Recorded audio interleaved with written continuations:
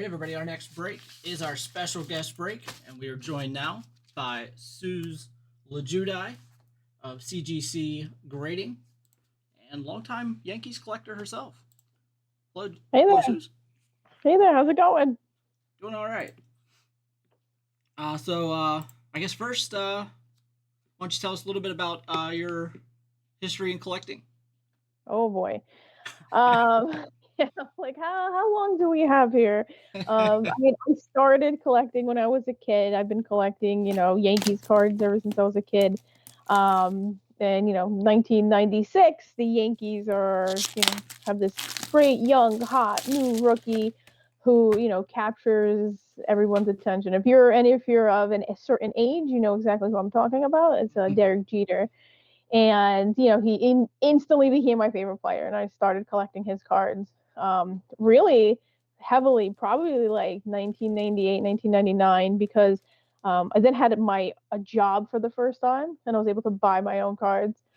And then I was just collecting from there. I was a sports writer for a number of years after college, and used that to actually turn into writing about the hobby, where I worked at Beckett as their basketball, football, and hockey football um, editors for several years. Then I went to work at Topps, where I got to make baseball cards for a while. I also ran their social media accounts for about 4 years. Then I left the industry to sort of take a break, and then came back, worked at Golden, and now I'm at CGC Cards as the marketing manager. All right. Tell us a little bit about CGC cards. Yeah.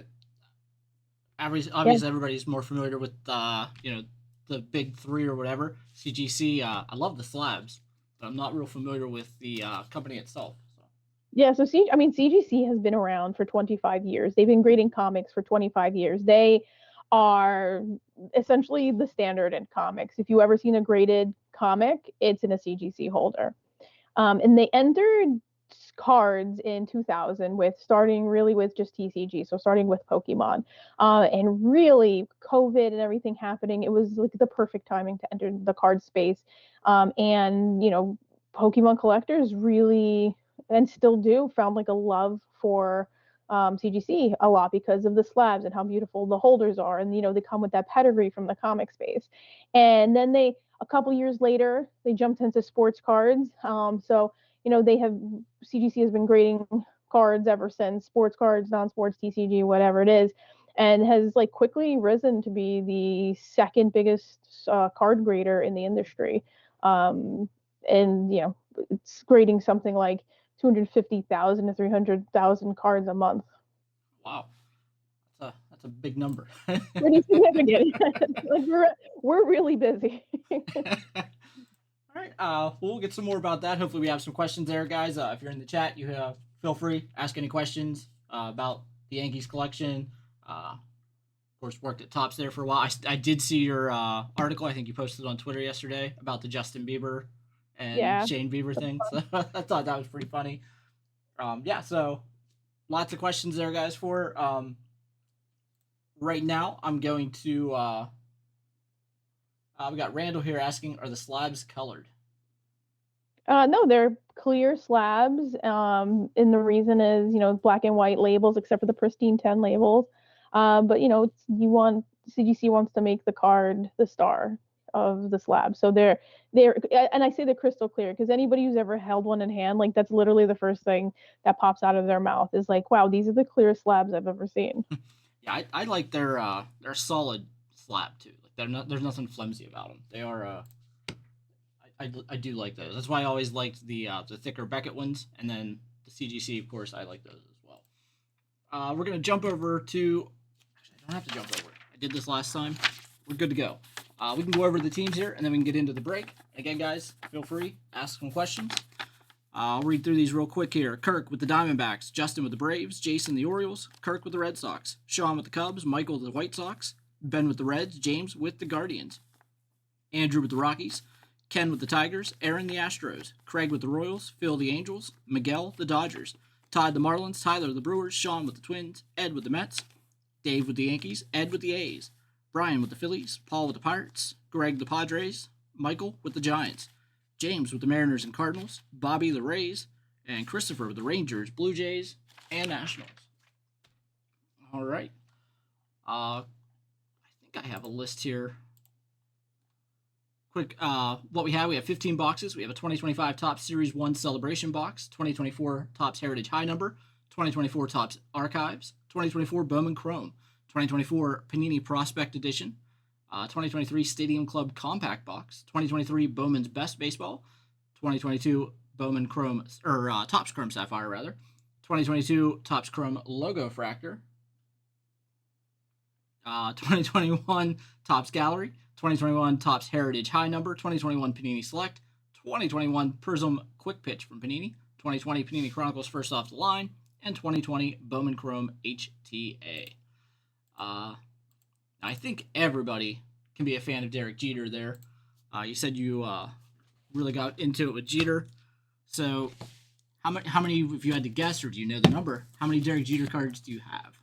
Yeah, it's a lot. It's so I have to add some more and add to the count, but it's around 3,050 different, and that's different Derek Jeter cards. So I, hit 3,000 different ones last year, and that was super exciting because 3,000 hits is like an important number in baseball. So it was really fun when I got that.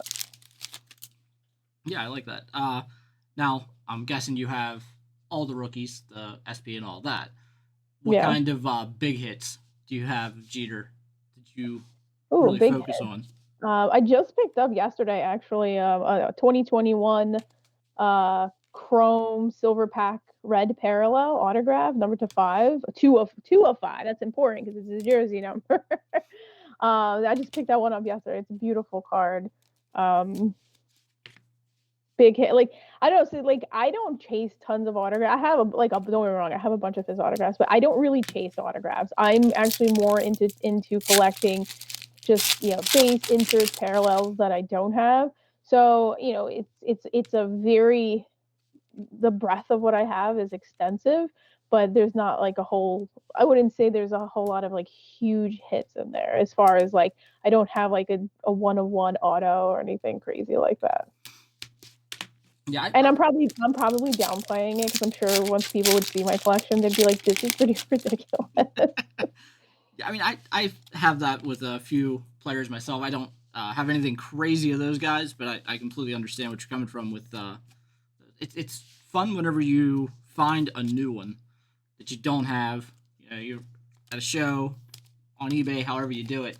You run into that one that you don't have, and there's just the feeling that you get that it's like, I gotta have it. Yeah, 100%. Like, there's a lot of there's some really great 90s and 2000 inserts that I have that are tough to find and tough to pull. And I was sort of lucky enough that I've been collecting his cards for 30 something years, that I was able to get them before things got out of hand with like pricing. So there's times where I'm looking through my collection, I'm like, this is really nice, and like I go on eBay and it's like, oh, this is an insert worth a couple $100 now. Cool. I did not pay that much for this back then. Yeah, well, his stuff really took off with that Captain documentary too, which made it a lot harder to get into the Jeter game after that. Yeah. Of course, once they make the documentaries, that goes nuts. Now, another thing of yours that I and you probably saw me commenting on it the last couple of weeks, on Twitter, you do the card chat, I believe you call it.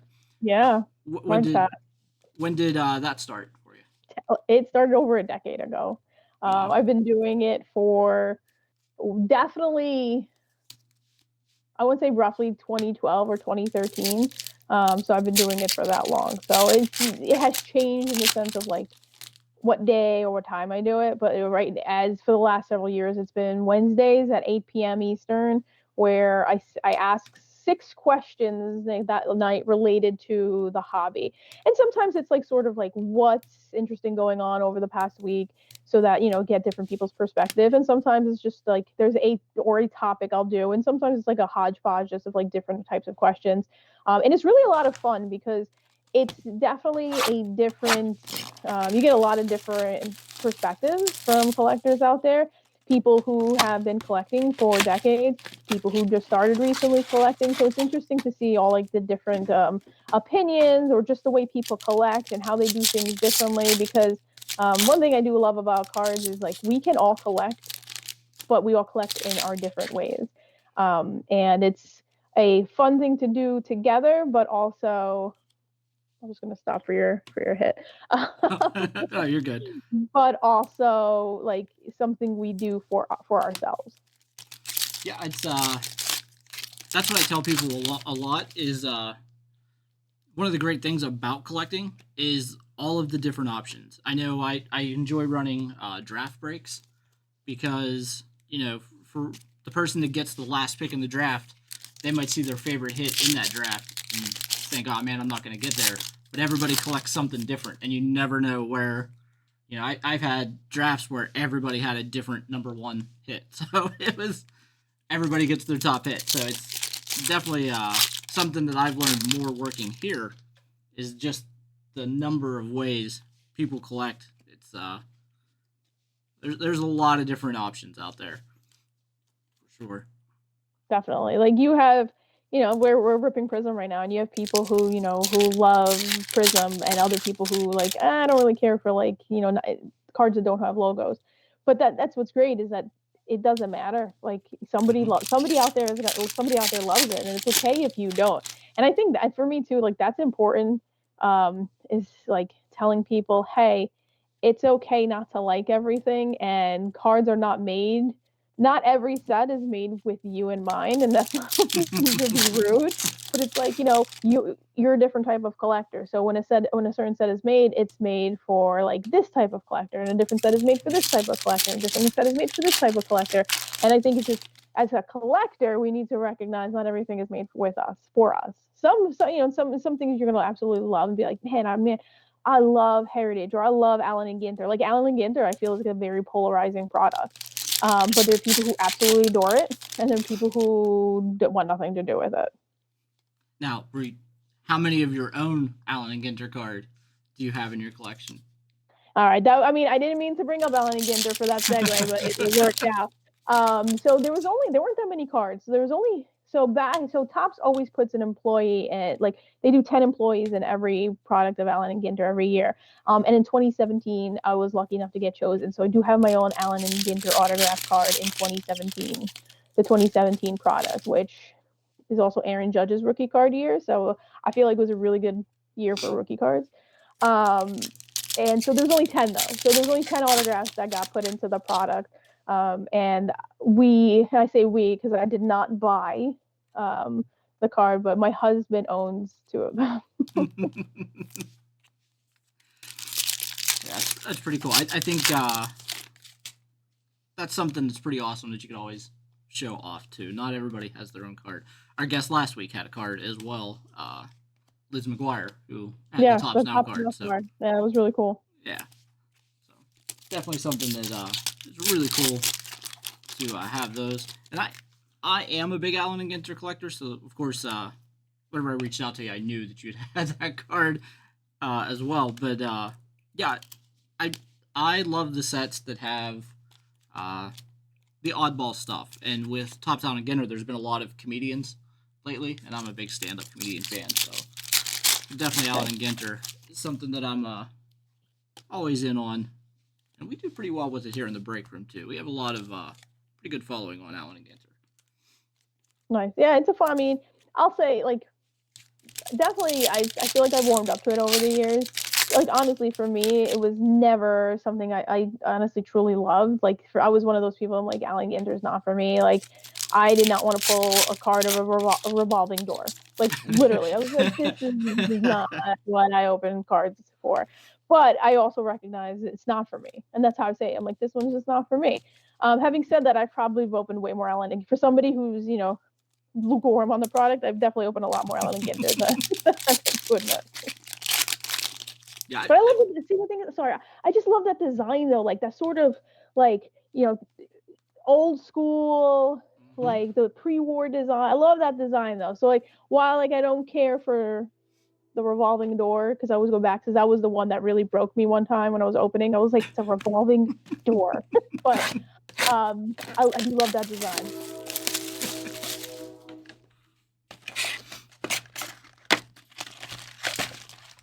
Here we have a 2021 Select hobby.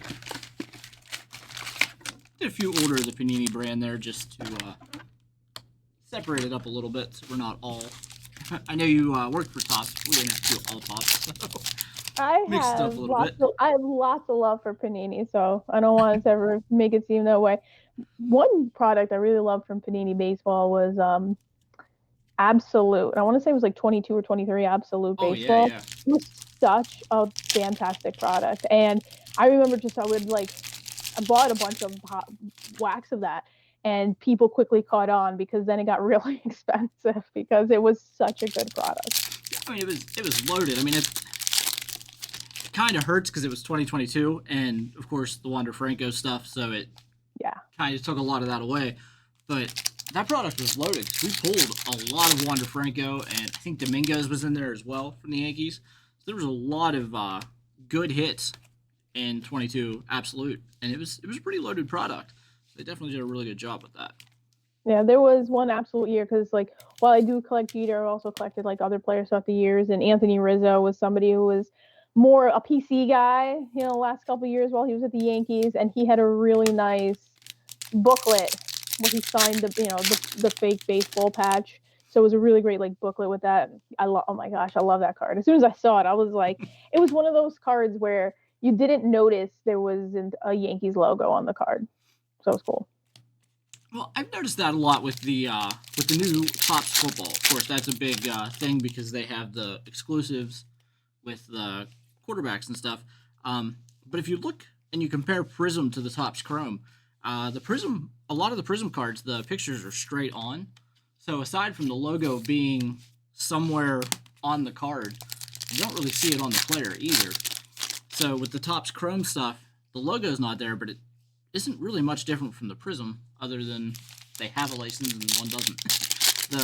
The looks are actually really good. I think because of the years of dealing without licenses, all of the card companies have gotten a lot better at how they do their imaging for the cards without those licenses. So that was never something that bothered me. Yeah, you have to get pretty good at it. But then there was the first year where like Upper Deck Baseball lost the baseball license, but they still had the PA license, and they were not very careful with like what logos were being shown. But there was a lot of like cropping at the forehead and things like that. So it was that was an interesting product to say the least. I would say it was like 2010 Upper Deck or 2011, but it was an interesting product. Yeah, that was they had a really good set in 09 with the Upper Deck Baseball. I think it was like the Stars and Stripes, their version of it, where they had like Bryce Harper and Garrett Cole and all those guys. Had I think Tyon was in there too. Machado had all the Team USA autograph relics. Yeah, I know exactly what you're talking about. I opened a lot of that too, because there was like a Bryce Harper Team USA card in there. Yeah, I never pulled the Bryce Harper. It would make me so. I never did either. The best one I got out of there was Machado, and I'm okay with that. I think I got a Garrett Cole. I think it was just a jersey, but like at the same time, like at least I know who he is.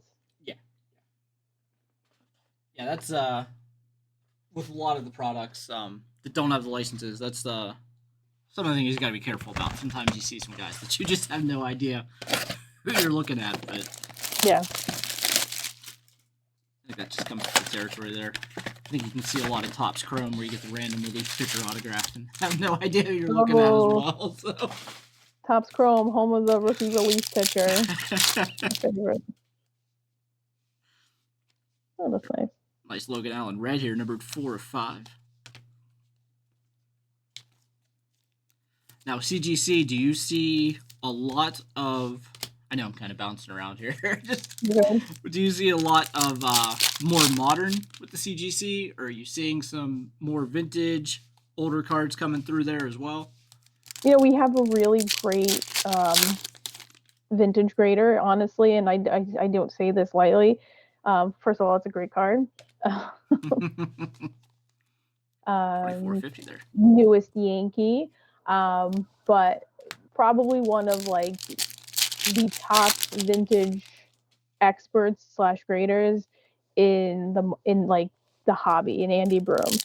He has been doing this. He's been grading cards for like 20, 25 years. Has, you know, strict, you know, his background is in vintage. So the fact that he is there, you know, lots of people in the vintage space trust him, and so they do send us a lot of vintage cards. So it's pretty cool. Like, I'm able to go into essentially a report, and I like to see what people are sending us. And there's so many times where people are sending us like pre-war, just like 1900, 1910, 1920 stuff, and it's always fun just to, for me, it's just fun to look at. Like, you know, these are like sometimes like it's like cards I'll never own, but it's always just fun to see what people are sending us. So we definitely see a lot of older stuff, and it's really a lot of fun. I feel the same way about that. I mean, I don't collect vintage myself because I mean I'm in my 30s, so I don't really have any ties to guys that played, 100 years ago. So with my collection, there's really no reason for me to have those, in my opinion. But I know a lot of people collect the vintage because of the value and things of that nature. But yeah, I do enjoy at some of the shows if they have some really nice graded vintage cards, just like the old stuff. Like you were saying, pre-war era stuff like that. There's some really neat stuff out there in those. We're gonna do a 2021 Heritage High number here. Josh, I didn't even look at that one yet. I don't know if that one's full, but I'll take a look after we're done here. Yeah, I was looking a little bit on the website there for CGC and looking at the numbers, and I was, like I said, I'm not real familiar with the company, but I did, I saw there was a lot in the different products and stuff that I was clicking on, a lot more than I expected for the numbers on graded, and I do like that there's other options. I've said it a million times. I hate the license exclusives, and I hate how people monopolize stuff. So I do love that you guys have that other option available for everybody out there. Yeah, I will say this. I'm with you. I am, even though I worked at Tops, and I even said it though when I was at Tops, I'm not a fan of exclusives. I like having a competitive market. I think it makes companies better when there's competition, and it forces people to innovate and do different things. And at the end of the day, I think, oh, okay, Oh, that is nice. yeah, I'll get back on my soapbox after this. We're gonna get a dual real one autograph here, numbered 11 of 25, Jim Palmer and Brooks Robinson. That's That awesome. is an awesome hit there for the Orioles. And again, Baltimore going to Jason. Congrats on that hit, Jason. That's a super cool card. Yeah, that one kind of jumped out there. I mean, I wasn't expecting the dual real one autograph there. Those are tough pulls. Okay, so I was saying I don't like exclusive. I never have liked exclusive, and I think when you have exclusives, not only does it force companies to innovate and like do better, but it actually helps the consumer, and in this case, the consumer is the collector, because you need to have different options for other people. So sometimes that's going to mean more affordable pricing. Whether that is in grading, which CGC does. They have affordable grading for collectors who, are looking to get a cheaper, but also a quality option in grading, whether that's in buying cards, if you get cheaper prices for wax, so you're not spending a ton of money. And I think, so I'm with you. I like competition. I think it's really great for the hobby when you have multiple companies being able to offer similar opportunities. Yeah. I hope we get back to that someday, but it doesn't look like that's anytime soon. Kind of Not kind of anytime option there. Yeah. I mean, at least in like, not for cards manufacturing, but in grading you have different options, and Yes. supplies you have different options. In marketplaces you have different options. It's like you don't have to sell all your cards on the same place. Mm-hmm. So there are definitely, in this hobby, there are places where you have different options. You don't have to stick with just one.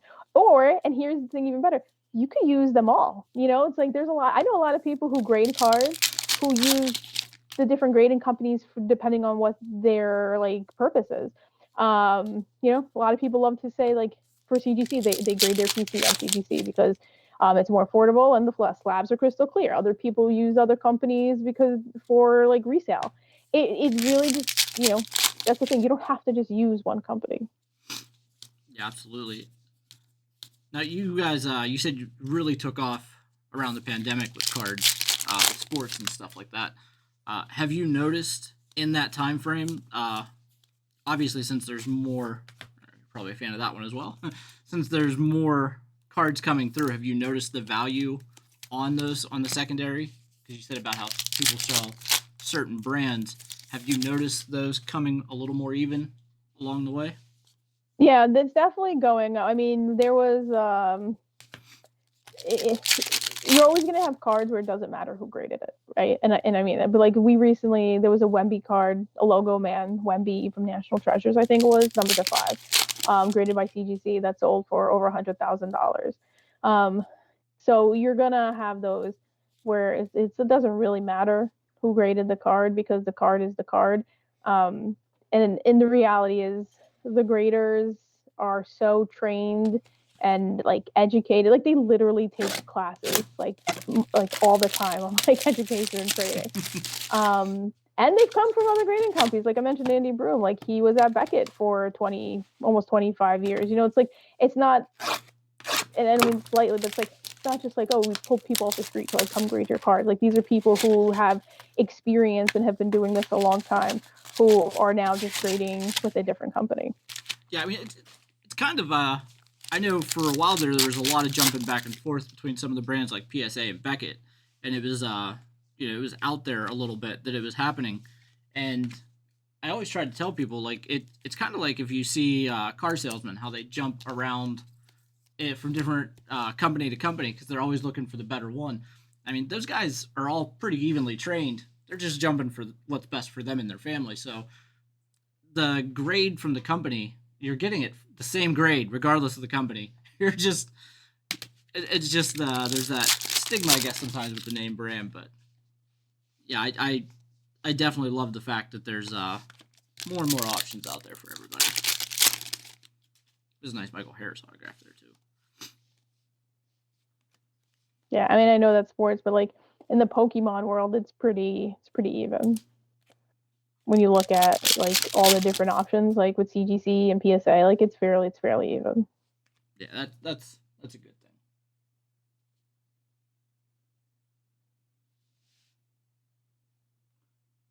Got a customer here that said he actually had gold Wemby graded from you guys. So yeah, we've Awesome. Yeah. Thank you. Nick Moravito autograph here for the Mets.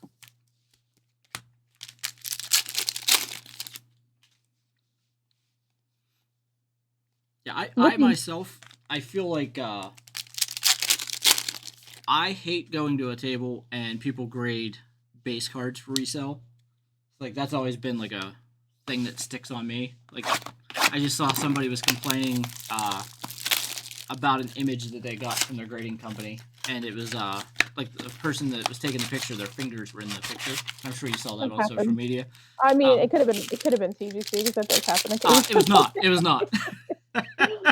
But yeah, they was complaining about it. But it was like a 2023 select Travis Kelce base card. I'm like, why are you grading that anyway? Yeah. No, I mean, I'll say this too, and like obviously I work here, but like CGC has offered pictures, high res pictures on every card it has ever graded. Period. So like it's not like it goes back. So ever since 2020 when it graded its first card, it has high res images available. So you could go into like the cert verification and find it. And the reason I said it could have been my company's because I've seen that happen with my own with CGC too. Because like sometimes that machine just goes so fast when you're trying to put the card in. Yeah, I mean, regardless of the machines working, there's still going to be people working there too. So mistakes happen. It's not a be all end all. Something like that happens, but you know how social media is. I know it's fine. It's just funny. People aren't processed. People are not perfect. Mistakes are gonna happen. Yeah, it's nice to offer. Oh, ball schemes. Nice Nice. refractor. Yeah, I like base cards, so I'm looking at something like, oh, ball scheme. Like some Yeah. like Passiata. Look at that base card. Now I did see on the CGC site that they talk about the AI use for measuring. I think it said for centering and different things like that to So, get it precise. well, I was gonna say it doesn't. We don't use AI for measuring or anything like that. Like the graders do have their tools, but it's not with computers. AI has been used for verification purposes, like identifying cards, but almost as again, it's more things have been used more of as a tool, because if you use AI in general, I'm saying on like you as in general, the AI is only as good as the sort of lack of a better word in my brain right now, but like the metrics it receives or the data points it has. So it gets better and better. So you still need people. Is my point. Ben here says that he hears that you guys are one of the faster companies out there. Are there different options? Is it a standard quick turnaround, or do you guys feature many different options on that front? Yeah, so there's different tiers, right? So there's the bulk tier. Bulk is like 25 cards you send in. It's the cheapest tier. It's currently at $12. So 25 card minimum, $12. But it is around a month right now for the turnaround time. That's because there's just a lot of cards right now. Like there's a ton of cards to get graded because people are grading cards with us. And then there's the next tier, which is standard, which is still you can just if you want to grade just one card, you can. And that's at $15. So it's still pretty inexpensive for one card at $15 to get it graded. And that's about I want to say right now a 20 to 25-day turnaround. And then it goes up from there. So then there's the did I say economy? So it's bulk and economy, and then the next year standard. So then there's standard and walkthrough, and those are if you use those, they're quicker turnaround time. Although you could get all the way down to like essentially like a week if you wanted something immediately. Or if you wanted to like be like, hey, I have a crazy expensive card and I want to come grade it on site, like you could come do that. You just have to call somebody first. You can't just show up at the door. Security's pretty strict about it. So like, it's like, oh yeah, I want to get my card. Oh, I saw a Jeter card. I know that Oh, there it is. smile. I know that smile anywhere. I was like, I didn't see it. Where was it? There was a judge in that pack as well. Yeah, that's one of the things I like about Gallery is I don't think people realize because they're only in mega boxes, but all these guys have autographs in those sets. It was a very inexpensive product. Oh, I it's don't nice. think they released it recently, but it's always an inexpensive product with 2 autographs per box, and there's huge names on those checklists. I think that one's one that people might overlook a little bit from Topps. It's a good release.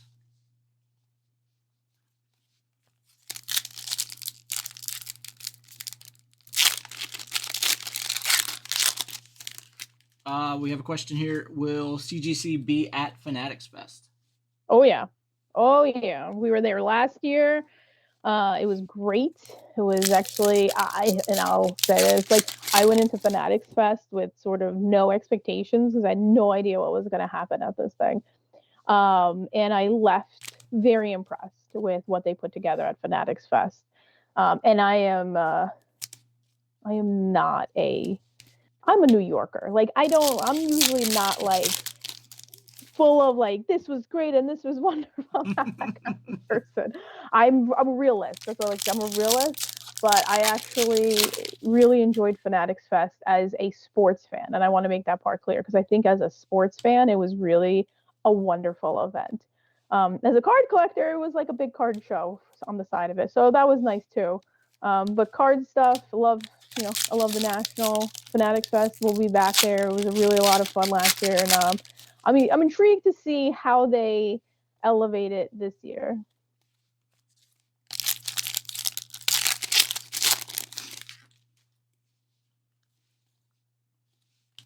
private there, number 250. Is there currently a autograph certification option at CGC? There is, yeah, JSA. So CGC bought JSA about a year ago at this point. I feel like it was right around this time a year ago. Maybe it was announced or the sale happened. But JSA is now part of CGC. So if you need to get something authenticated, like an autograph authenticated, if it's on a card, we can then slab it in a CGC holder. If it's anything else, like a baseball, a jersey, I don't know, whatever else people get signed, a helmet, they still do the JSA autograph authentication. So it's really cool. But it also, if you have like comics or magazines, like Sports Illustrated magazines that you have signed, those go in the CGC comics holders too. So you can get those slabbed up as well. Oh, that's cool. Yeah, I did see there's a lot of different 3-letter initials at the bottom of the website there. There are so many. But I did see JSA was on there. Jaron Duran, Chrome rookie here. Luis Hill as well. Rookie of the year. Hooray. I saw he's not quite ready to begin throwing yet. What a lat issue with Hill. Yeah, I think they pushed it back like even a week since they announced yesterday. So hopefully soon. Yeah, they need something for the rotation. They got hammered with injuries this year in the rotation. Tell me about it. Do you make your way to the stadium a lot, being a New Yorker? Not as much in recent years. I actually used to have season tickets. I've been to my share of games. I will say that. When I was a sports writer, I covered the Phillies a lot. So, I thought that was Aaron Judge on the back. I was like, oh, I saw color too. That's exciting. I used to cover the Phillies when I was a sports writer, and the most amazing thing in my life was the fact that I got to cover the Phillies. My husband's a Texas Rangers fan, so that's a cool card. I got to cover the Phillies in the 2009 World Series where the Yankees won. And it was probably like the greatest experience in the sports world I ever had. So that was really cool. Although I still had to write an article about, the Phillies are sad, they lost. Meanwhile, I'm like, celebrating on the inside. Yeah, you don't want to go into the locker room with a big smile on your face while everybody's suppressed. I went to the Phillies locker room and I did my job, right? Went there, asked the questions, got my quotes, everything. And then I'm leaving to go upstairs to write my article. And I'm like walking past the Yankees locker room and I was like, you know what? I am never going to get this chance again. And I walked into the Yankees locker room because I have my credential. I walked into the Yankees locker room, watched the celebration, champagne everywhere. Jeter's there, A-Rod's there. I'm seeing and I was like, I probably stayed there for like 15 minutes, and I was like, all right, I'm good. This is it. This is the pinnacle of my sports fandom right now. Yeah, not everybody gets to share in the celebration with their team's championship party. So. Yeah, I didn't jump in. I didn't get all. I didn't get down to the champagne. I watched professionally, and that's what did my job.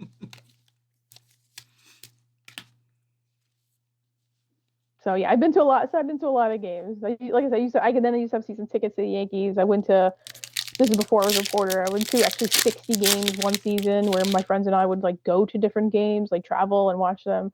So far I haven't been to the stadium yet this year, but a couple weekends ago, we went to PNC Park. Oh, that's a fun card. That's a nice one there, Brendan McKay. Yeah. So the Yankees played the Pirates a couple weekends ago. So we went to go see the Yankees at PNC Park because I had never been there before, and it was beautiful. Yeah, it's such a nice park, and you got the backdrop of the city, which makes everything really nice there. Just wish our team was a little more competitive. It lived up to the hype. Everybody's like, "This is the best ballpark." I'm like, "I'll see for myself," and it was okay. It was beautiful. Honestly, I was like to my husband, I was like, "Can we move here?" He's like, "Why?" I'm like, "Because it's beautiful at the ballpark." He's like, "But this is the only part of the city." I'm like, "But I could live here at the ballpark and I would be fine." Yeah, right around the ballpark. Like there's got a bent up card here on the back. There's so much stuff to do around the city there, right around the ballparks too. Like it's a really good area for things to do, like all the theaters and everything there. Yeah, it was nice. So it's been the only Yankees game I've been to so far right now. Slated to go again next month. So we'll see. Well, we've only been to we go about 2 to 3 a year now, just because it's also really expensive to go to Yankees games. It's super pricey. Yeah, the Pirates, they're practically giving tickets away right now. Actually, they did give tickets away a couple weeks ago to anybody that was there, but nobody really wants to go watch them. We got tickets like 10 rows from the field, and it was cheaper than me sitting in the upper deck at Yankee Stadium. Like it was like, wow, we were like going, I'm like, I didn't even realize how nice these tickets were. My son got a ball, like, I think, because we were that close that, like, Paul Goldschmidt threw a ball and it landed, like, right next to us, and the guy caught it. And then he's like, yeah, I caught the ball. He's like, let me give it to a kid. So then he gave it to my son, but, like, he got a ball. Like, it was, again, the whole experience was great, but it's, like, at Yankee Stadium, like, it's not, it's expensive. I guess this is what it's boiling down to. So we only go to a couple of games a year now. Yeah, anytime somebody comes into the city and they ask me, you know, because I don't go into the city a lot, but if they ask me what's something inexpensive that we can do with the family, I always say we could go to a Pirate game as long as you don't mind being around a bunch of people that look depressed, because the fans are depressed at the Pirate game, but the stadium's awesome, the food's really good, and it's a good atmosphere aside from the bitter fandom. Yeah. Dean's rookie card, yay. Jared Jones as well. He got good news. They initially thought that I think it was an elbow. And you know how that goes with pitchers. Yeah. And then they got, I think they ended up getting a third opinion that said that he could get better with rehab. So it took 3 tries to get it did. They finally found a doctor that they could pay enough money to say, no, you're fine.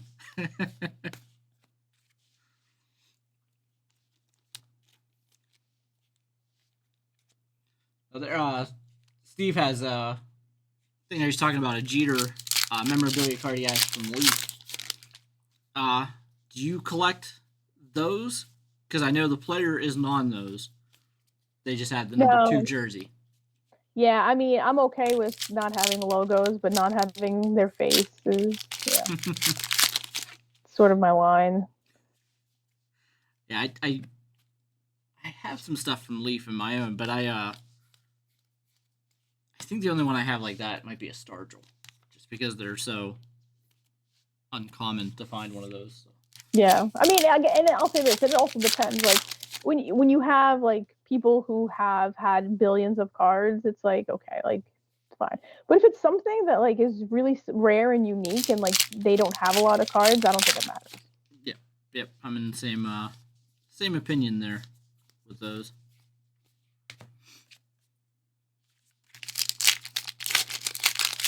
I'm getting down here, guys. We have a few boxes. Looks like 5 boxes left after this one. Of course, we have the prizes at the end of the break as well.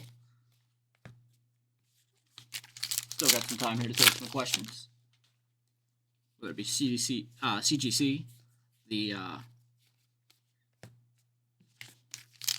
time at top. Yeah, I mean, I think there might have been something in here. Oh, okay. I was like, yeah, for my time at Tops, I did. I'll say because it was there for 5 years, and the first thing I did there was actually I got to pick the pictures that went onto cards, so that was a lot of fun. And it was 2014 was my first year there, so I still got to make some Jeter cards when he was still playing, so that was cool. And the first card I ever made of his, like where I got to pick his picture, was 2014 Topps update, and it was like images from the All-Star game. So that card is amongst my my favorite cards in my collection. Yeah, I was gonna say that one probably up towards the top if you got to have a hand in it. Yeah. Oh yeah. And then I also have of that I have the clear variation parallel, which is number to 10 of that card. So that is and I also my husband had bought it for me as a gift because he was like, you picked the image of this card, so here's a really cool card for you. So it's that card specifically too is probably like top 5. We have an autograph here. Rookie Drew Milas from the Nationals.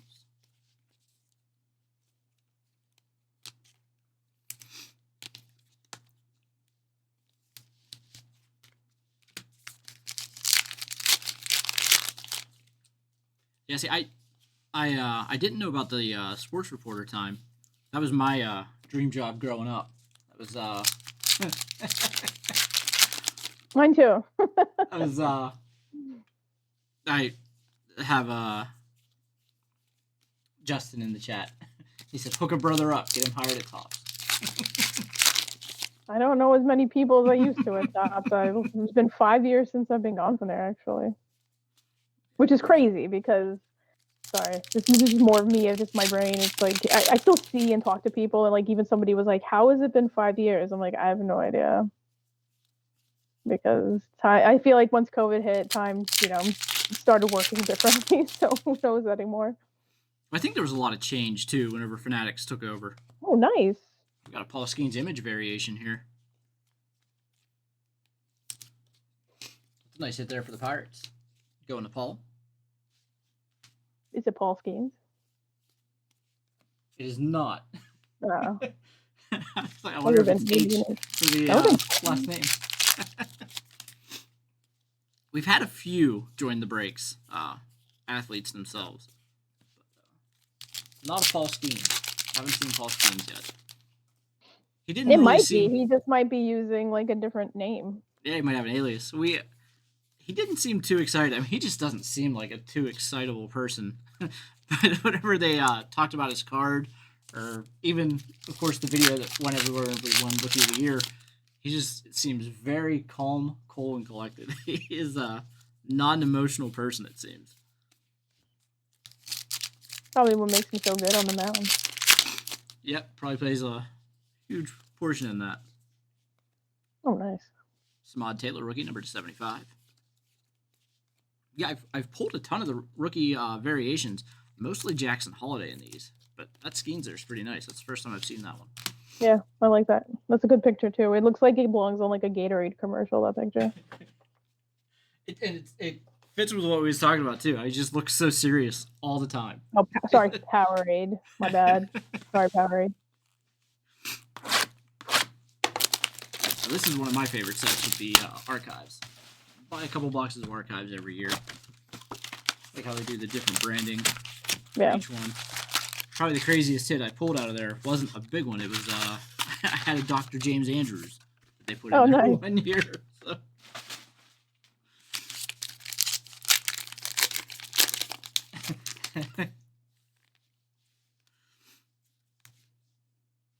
The black parallel there.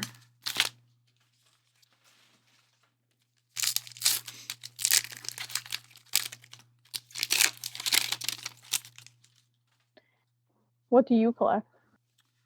Myself, a little bit of everything, honestly.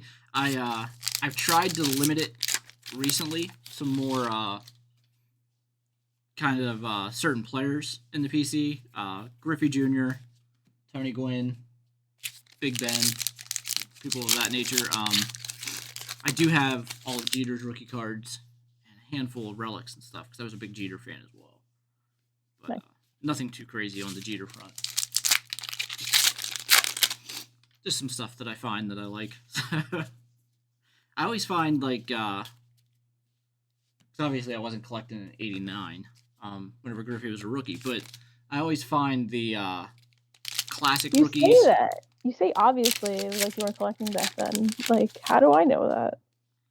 Wow. I'm old, so like you don't know that, but the people that know. You gotta be nice to the old people here. The people that know me from the chat know that I wasn't collecting in '89. I would have been. I wasn't able to at the time. But yes, I didn't know a lot of like the classic best and stuff of Griffey. So I've been picking those up. Nice. A lot of minor league stuff of him too. Nice Raffaello there. Number 99. That was my favorite player. And he's also a local too. He Osborne, Denora, PA. So he's Yeah. 25 minutes from here.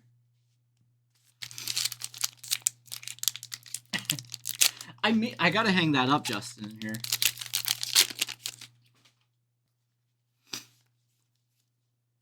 Nice Ellie De La Cruz with a pink.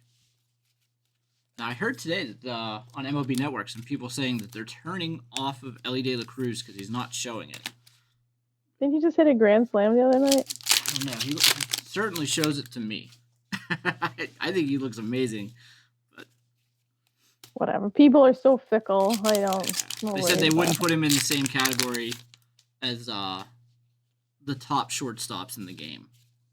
And I knew there's a lot of talk about him maybe having to move from shortstop at some point. Everybody hates having those tall shortstops, I guess. But Derek Jeter. I like that card. That's a nice one.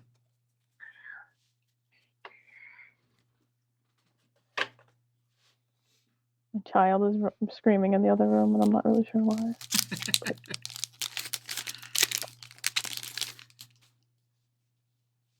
Are the Yankees playing? And yeah, that's why I looked at the score to see if something had happened because I was assuming that's why it was going. Well, that's a nice one. League leader in home runs. The MLB home run leader right now. Mm-hmm. Tyler Soderstrom, number 8 of 50. Nice hit there for the A's. Now, I saw people knocking that because they're playing at the minor league park. But I don't care where they play. If you lead the league in home runs, that's impressive. Come on. Let the A's have something, like these four teams. Give them something. Let the A's could have it. Hey, I'm still clinging on to Pedro Alvarez in the mid-2010s.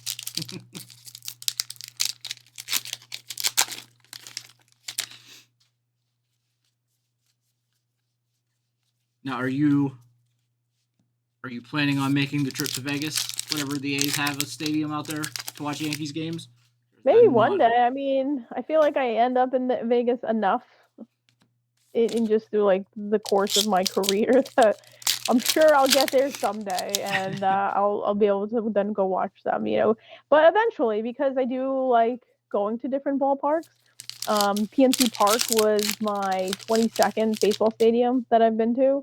But because of all the stadiums that got knocked down and remade, nice. It's only my 16th current, so I need to start adding more to the list. Yeah, I haven't hit that many. I did go to the Nationals ballpark.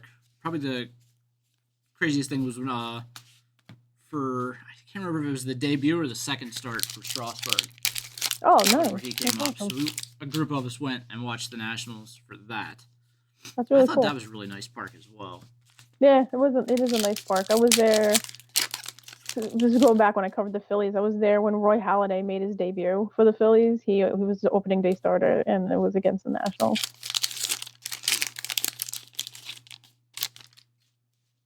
And my story I love to tell from that game is, it's like then I walk around, trying to get a feel for everything going on, and the Nationals are playing the Phillies, and what do I see in the stands but a Phillies and a Mets fan in a fist fight? I was like, that checks out. That's right. Yep. That used to be something that Philadelphia fans could claim was like their thing. They were always in fights. But now, if you go on social media, it looks like everybody's in fights all the time. Yeah. I think maybe some alcohol-induced problems at some of these stadiums. Yeah. Yeah. It doesn't, like, now with the games being shorter, I feel like people get drunk faster because there's less time to buy alcohol. So it's like, buy as much as you can as quickly as possible. I think the Pirates, I think, cut it off after the 7th. And yesterday, they had like a 2-hour game. So, I mean, even cutting it off after the 7th, the whole game's only 2 hours. I mean, yeah, which feels short, right? Yeah. Now you don't even have time for people to sober up. Yeah, and you can tell that in the parking lot, too, because there's 50 cars and everybody's honking at each other. So, fun fact, when I worked at Topps, I got to pick the images for Stadium Club from 2015 to 2017. That was cool. Yeah, that's always one of everybody's favorites because of the different images. A lot of Yeah. a lot of times you'll see people complaining about images getting a little stale on guys and stuff from different companies, but with Stadium Club you never have to worry about that because there's so many Yeah. different pictures. Like you don't see Barry Larkin walking his dog Walking his and a dog. lot of cards. Yeah, that was fun. That was a lot of fun. Now, whenever you picked it, and I could be very wrong on this. From what I believe is that you have like a standard amount of pictures, and then you just get to choose from those images, or is there like a wide array that you get to choose from? So I will say, so for Stadium Club, it's a little different. Who is that? Oh, Jimmy Jimmy Roll, Rollins. I'm like, why get? I was trying to read the name and I couldn't see like the foil, and did not look at the picture once. Oh, J Roll. So Topps uses Getty Images for their image repository essentially, and so you can go into Getty and pull any image that you want to use. That's not to say that's really how it works. In theory, that's how it works. However, there's a budget, like how much money you can spend on every single product, and it's like, okay, the budget for Stadium Club is X amount of dollars. And if every time when you take images, like it still costs Topps money for you to use those images. Then there's the retouching fees, like these cards now, the images now need to get retouched to put them in cards, so there's a cost to that. So you have to like work within what the budget is for like those different things. Stadium Club's a little different because it is image heavy and you don't want to use a picture that has already appeared on a card. So the budget for like pictures is a little bit higher than it is for other products, which is why you see images being reused in other products. And people are always like, why did they? Because I'll tell you, when I went to work at Topps, I was like, I'm telling you now, I'm never reusing an image. I'm never going to do that because, like, as a collector, I hate that. And then I go there and they're explaining it to me. And I'm like, but why? they're like, nope. They're like, do you have, like, does that fit in your budget? And I'm like, no. And they're like, that's why. So like, at the end of the day, like, yeah, it's like everything works within the budget. And so I understood, but I didn't like it. But once they explained it to me, I understood it a little bit better. Well, that's nice. We have an 8-bit James Wood rookie. I think those are one of the more rare hits here in the celebration boxes, if I'm not mistaken. Nice James Wood hit there, going to Christopher. I do like this because there's different parallels. Yeah, it's Top celebrations. I like it. We opened a couple of boxes at home, and my son was like, because they have the mascots, he was like, "Oh my gosh!" He's only 8, so he's like, "Mascots, I want them all." So it was a fun break. I actually found it more fun than traditional Series 1. Yeah, I mean, I've been going back and forth on buying boxes of them, but we sell out so fast. Like by the time I'm like, all right, I'm gonna buy some tonight, and then I always look and there's none on the website, none in the inventory because they're a popular one for sure. Steve's from the Milwaukee area. He asked, "Did you ever get to meet Bob Uecker?" So I wouldn't say I met him, but I was in his orbit, covering Phillies played the Brewers one year in the playoffs, I want to say, and went to Milwaukee, and in the press box, like he's there he is right there in the press box, like it's like you're in the same room as him, but I never got to officially meet him, like to shake his hand and say hello, that kind of thing. But I saw him close. I don't think you can be a baseball fan and not be a fan of Bob Uecker. Yeah, 100%. It doesn't even have to be for the major league movies either. Just the way he was. He was just so good. He was so good at what he did. Yeah. The stories. I mean, what's funny is, as a kid, I was like, "Oh, that's the guy from Mr. Belvedere." Like, oh, he's actually a Braves baseball broadcaster. How about that? I always liked hearing his stories. Yeah. About how bad he was as a player. Anybody that can joke about themselves and stuff, there's just a certain level that humility. It makes them more endearing, I think, for everybody. We did hit the Philly mascot there. A couple back. There's Dinger.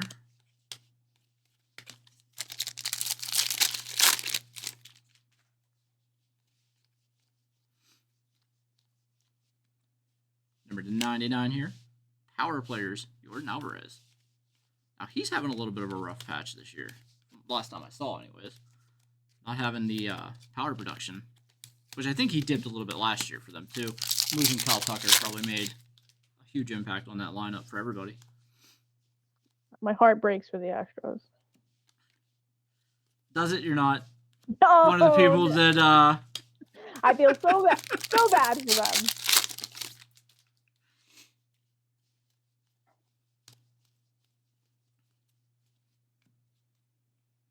I think most people have a garbage can comment for the Astros. See, I always liked Jose Altuve because I'm also short and I always played second base, so I was always a fan of Altuve. So the garbage can thing didn't matter to me because I liked Altuve. So I was happy they won anyways. I did not enjoy that. It was also against my team, so I did not like it. That's another great thing, though, about being a Pirates fan is we already know our team's eliminated in March, so we can just watch it and have fans everywhere. I'll be honest, I'm a spoiled. I'll tell people I'm spoiled. Like I know I'm a spoiled Yankees fan, so like I don't even know how to deal sometimes. Like when my team has not made the postseason because it's only happened twice for the Yankees essentially since 95. Before that, they were terrible. But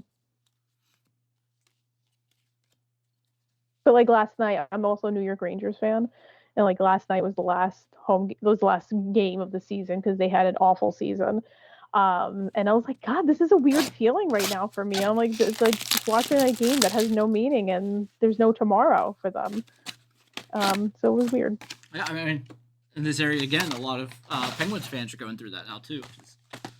They're superstar players, and now it's not enough if they're getting older. It's definitely something that a lot of people can relate to there. But yeah, not all of us have the privilege of watching the Yankees. Heavily his eyes, number to 250. Ben Rice. He's having a good season, too. Bowman. Yeah. Nice first Bowman there. He's having a great season, yeah. Well, he showed glimpses of that last year whenever he first got called up, too. So he kind of came out of nowhere for him. But he had that one game where he hit 3 home runs, so that was like fantastic game. But he after that he sort of struggled. It's like he had like a good sort of like 10 days and then not. Yeah, I mean that's pretty common though for guys coming up. Usually they gotta make that second adjustment once the pitchers start pitching them differently. So. For sure, yeah. So it's been nice to see how he's made that adjustment this season, and what he's doing. Robert Arias especially here. Like out of that leadoff spot for the Yankees. Yeah, it always because I'm still stuck in the '90s on most things, so it's always crazy to me whenever I see like Aaron Judge batting leadoff or second, because like that. I grew up like that was your third hitter. Like he should be third or fourth right now. Like why is he batting? Like tonight he's batting second. Like why is he batting second? But it's like the Pirates, they just moved O'Neal Cruz up to leadoff, and he's got a home run in 3 straight games from leadoff. Nice. But he was terrible all season prior to going up to leadoff. So I don't know if it's like a mentality for some guys. Maybe that's why Judge bats at the top. I don't know. I mean, it's for the reason I think he bats at the top is because Aaron Boone just wants him to get as many at bats as possible. Yeah, that's what a lot of the new analytics tell the managers to do too, is get the most at bats possible from their top guys. I don't know. Like I said, I'm more old school, so the analytics stuff hasn't really I hear you. stuck with me yet. I'm definitely the same way. I hate the stat war. I hate whenever I'm arguing with somebody and they tell me about a player's war. I couldn't care less about the war.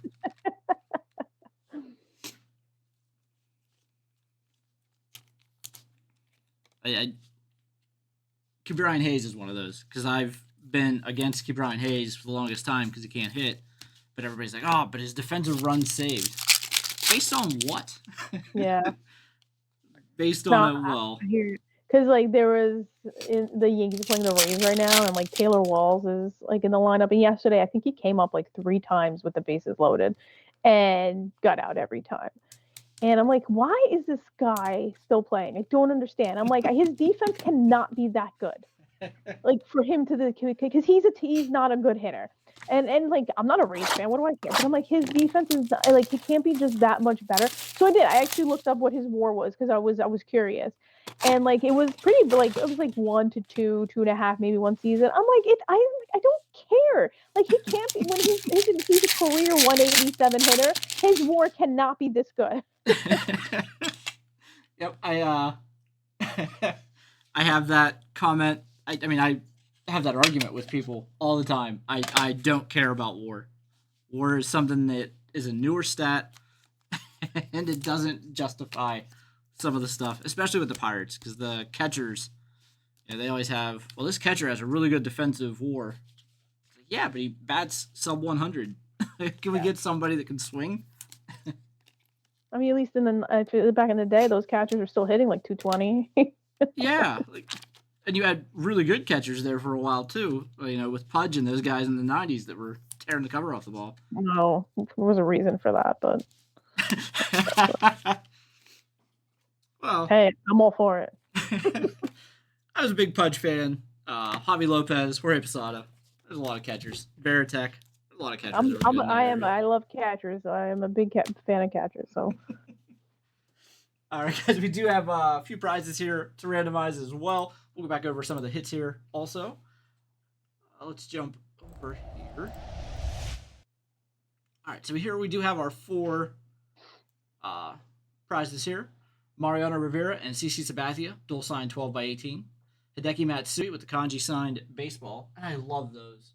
That's cool. Anything where they sign like that, I love those. Derek Jeter, autographed 16 by 20. And the New York Yankees team size 1998 World Series 16 by 20. And that's got the likes of like Tino Martinez and very cool. Some of those other star players from that as well. So what we're going to do here is we're going to take our 30 names.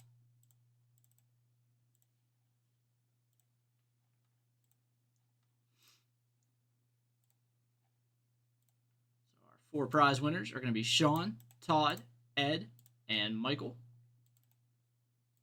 Those right there.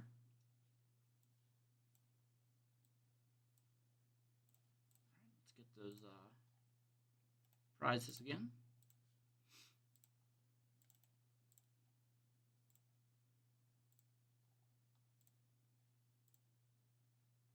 And 5. All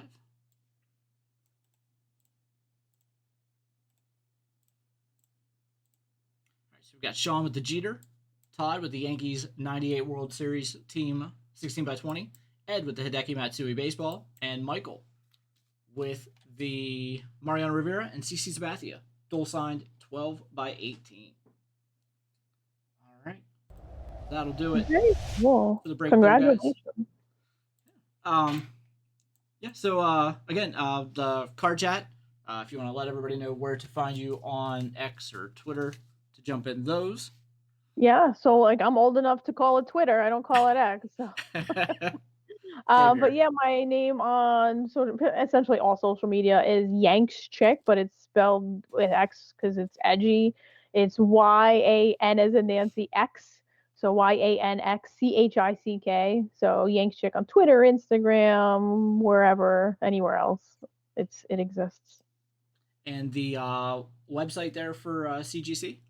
Yeah, so cgccards.com. Yeah, we grade all cards, fast turnaround times, affordable pricing, and crystal clear holders, and potentially pristine 10 label if your card is so beautiful. And again, a couple of our top hits there. We had the Soderstrom, the current home run leader, rookie autograph out of 50, the Skeens image variation, and that was a great hit there too. Jim Palmer, Brooks Robinson, dual autograph out of 25. All right. Well, thank you, SOOZ, for joining us tonight. Thank you. I really appreciate this. Yeah, this was awesome. Thank you so much. Mm-hmm. And again, I follow you on Twitter, so I'll probably be popping into the card chat as well coming up. So yeah, thanks again. Awesome. Thanks. Bye.